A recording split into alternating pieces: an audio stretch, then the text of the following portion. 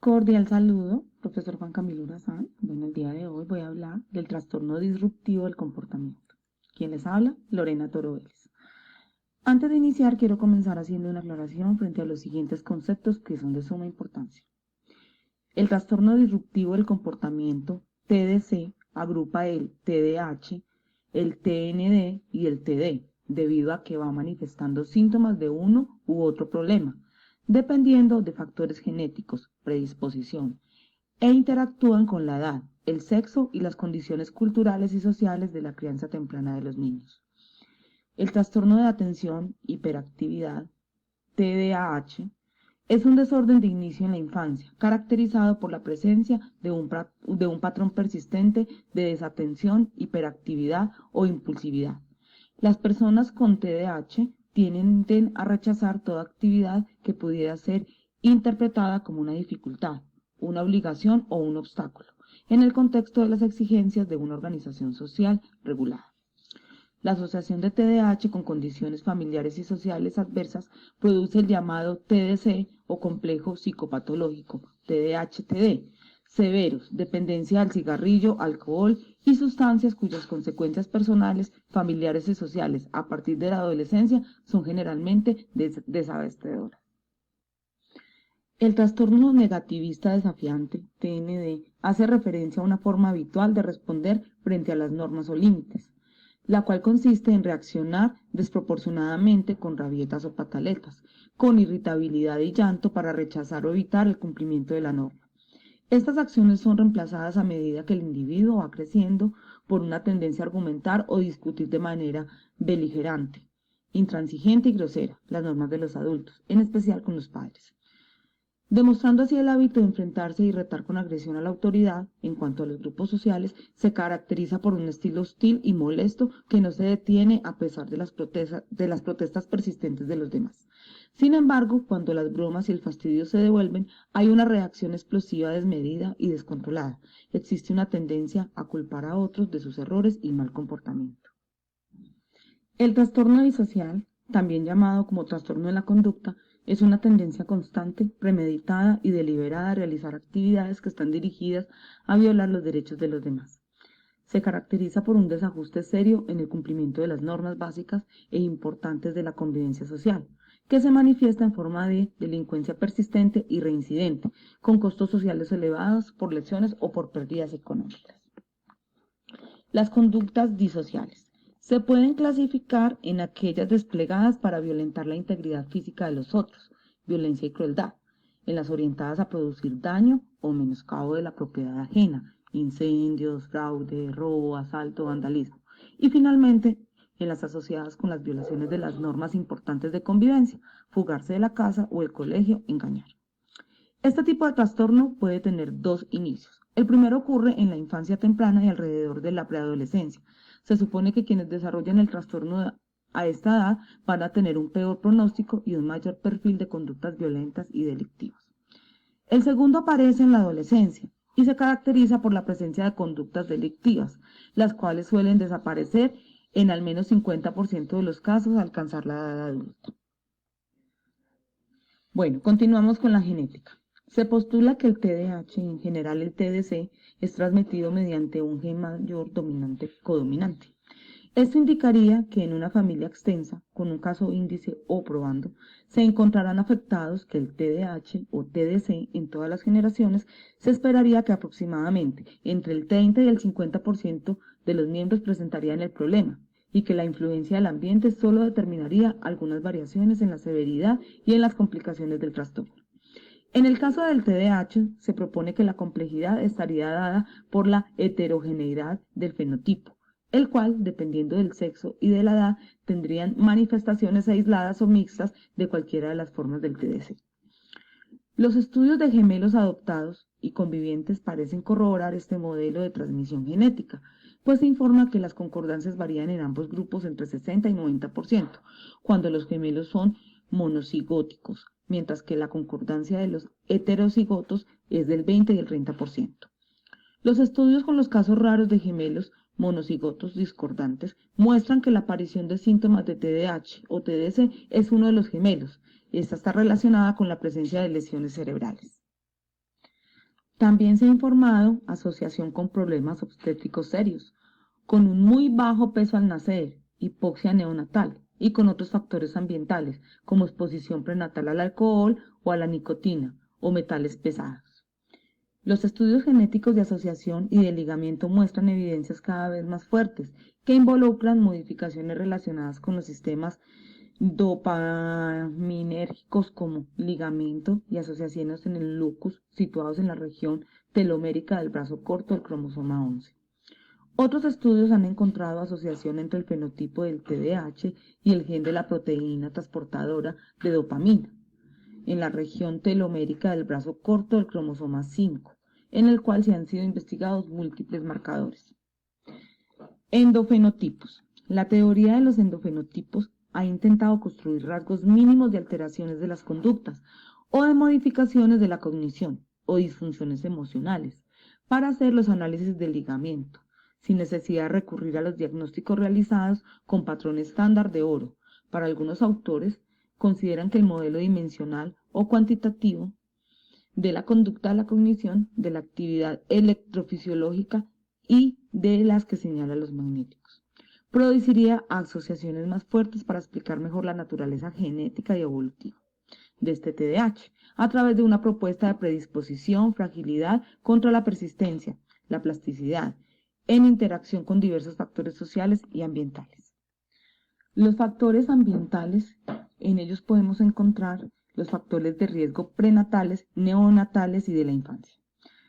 Hallazgos concurrentes de varios estudios sugieren que factores ambientales como los problemas relacionados con el hábito de fumar de la madre durante el embarazo, la embriaguez materna durante la gestación, las complicaciones del parto y los trastornos neurológicos tempranos pueden ser factores de riesgo para la aparición del TDAH.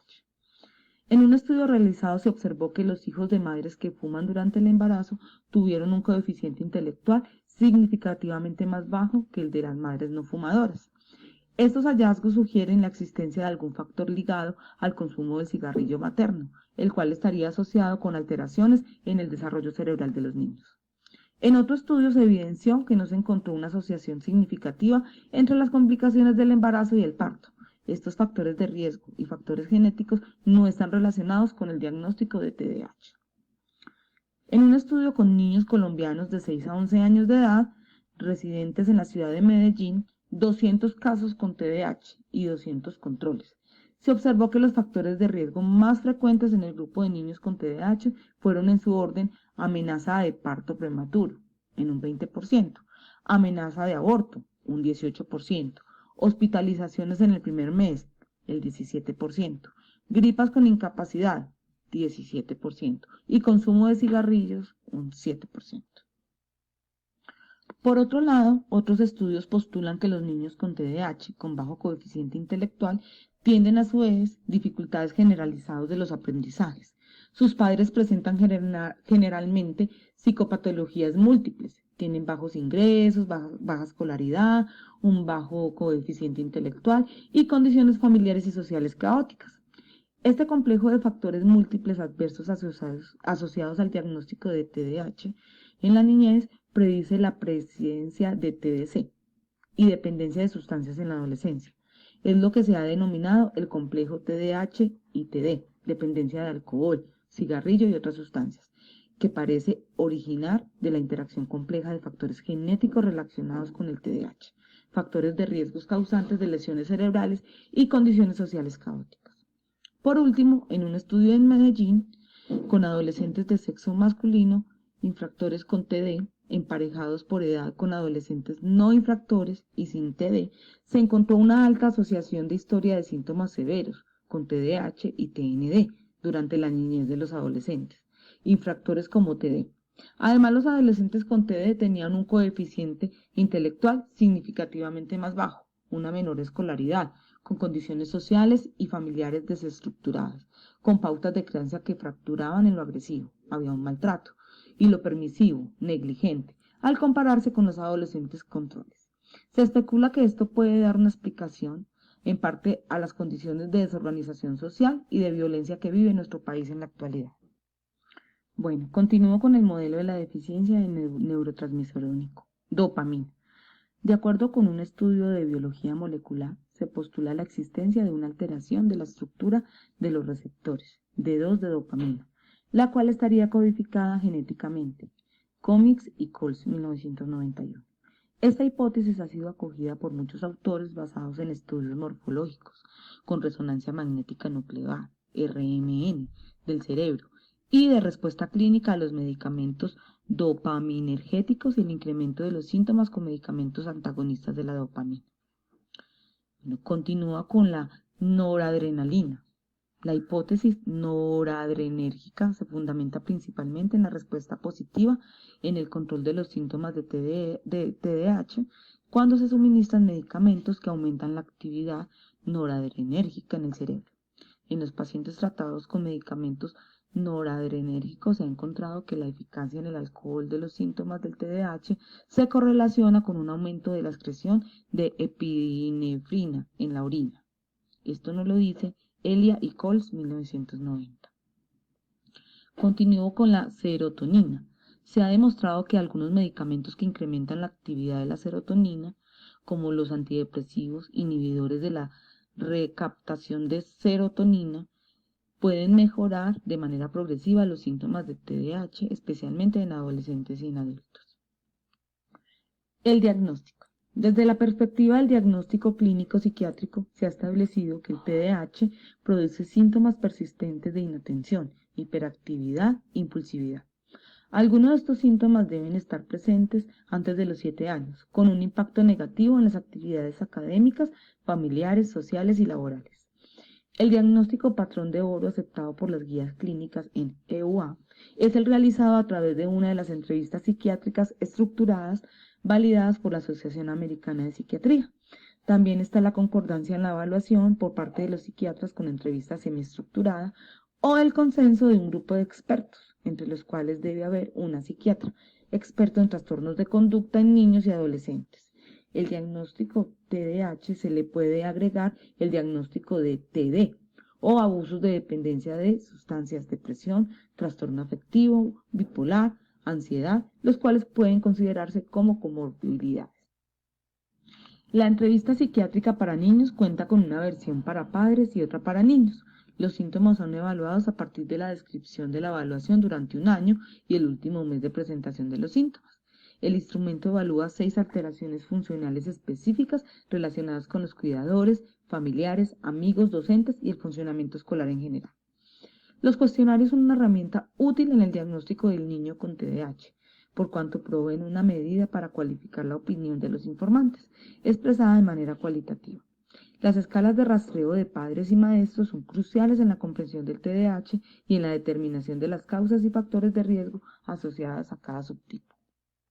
Para la evaluación del TDAH en adultos se puede señalar la utilidad de la escala WURS y la adaptación clínica de los criterios del DSM y B, los cuales brindan elementos para la selección de pacientes que pueden ser individuos de validaciones neurobiológicas relacionadas con aspectos genéticos y utilidad del medicamento a partir de pruebas neuropsicológicas.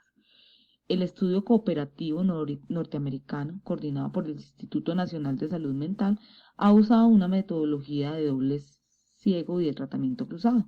Encontró que el tratamiento farmacológico con psicoestimulantes fue significativamente superior para el control de los síntomas de TDAH. Para finalizar, de otro lado, mostró que la psicoterapia intensiva de control de la conducta o el manejo psicoeducativo de la comunidad no produjeron mejoras significativas sobre los síntomas de TDAH. También informó que el tratamiento combinado usando medicación más psicoterapia fue superior que el uso de la medicación sola para el control de TDAH complicado.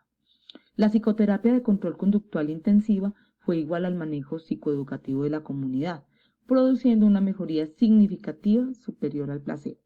La psicoterapia intensiva o la intervención psicoeducativa comunitaria fueron superiores a la mediación sola en el control de los problemas específicos de la conducta, de los emocionales y afectivos. Oposicionismo, violencia, robos, piromanía, fugas del colegio, depresión, ansiedad y otros. Una combinación de mediación con psicoterapia y estrategias psicoeducativas comunitarias serían el tipo de intervención adecuada para controlar y prevenir las complicaciones del TDAH durante la adolescencia y la adultez temprana.